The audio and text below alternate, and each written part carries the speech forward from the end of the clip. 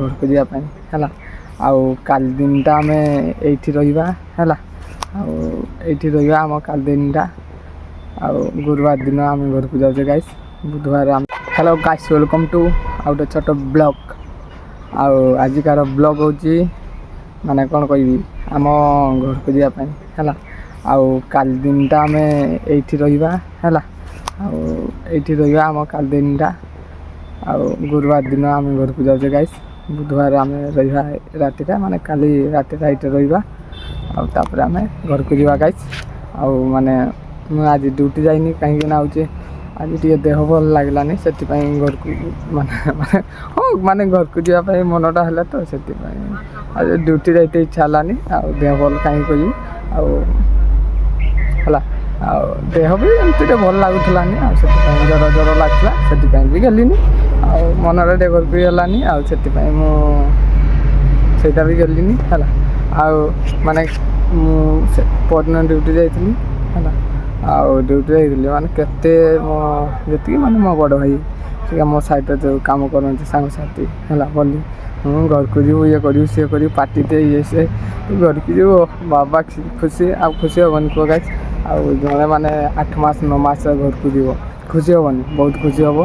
ଆଉ ସେଥିପାଇଁ ଅଧେ ଦୁଃଖ କରିଥାନ୍ତି, ଅଧେ ମନ ଦୁଃଖ କରିଥାନ୍ତି, ଅଧେ ଖୁସି ବି ହେଉଥାନ୍ତି। ନା ପିଲାଟା ବହୁତ ଦିନ ପରେ ଘରକୁ ଯାଉଛି, ସେ ସାଙ୍ଗଟା ମୋର ଛାଡ଼ିକି ପଳେଇଲା, ସେଇଟା ଗୋଟେ ଭଲ ଲାଗିବନି ହେଲା। ଅଧେ ବି ଦୁଃଖ କରିଥିବ, ମୁଁ ଯାଉଛି ମୋତେ ଖୁସି ଲାଗୁଛି। ଆଉ ସେମାନଙ୍କୁ କଷ୍ଟ ଲାଗୁଥିବ, ମାନେ ଏକା ସହିତ କାମ କରୁଥିଲେ, ଆଉ ଏକା ସହିତ ବସିକି ଖାଉଥିଲେ, ଏକା ସହିତ କଥା ହେଉଥିଲେ, ଦୁରାକେନେ ଏକା ସହିତ ଗପୁଥିଲେ, ମଜାମସ୍ତି ହେଲା। ଆଉ ସେମିତି କିଛି ଛାଡ଼ିକି ଯିବା ଆଉ ନଗେନେ ବି ହେଉଛି ହେଲା। ଏତେ ଦିନ ରହିଲେନି, ଆଉ ଯିବା ଆମେ ପରଦିନ। କମ୍ ଟୁ ଓଡ଼ିଶା ଗାଇସ୍ ହେଲା।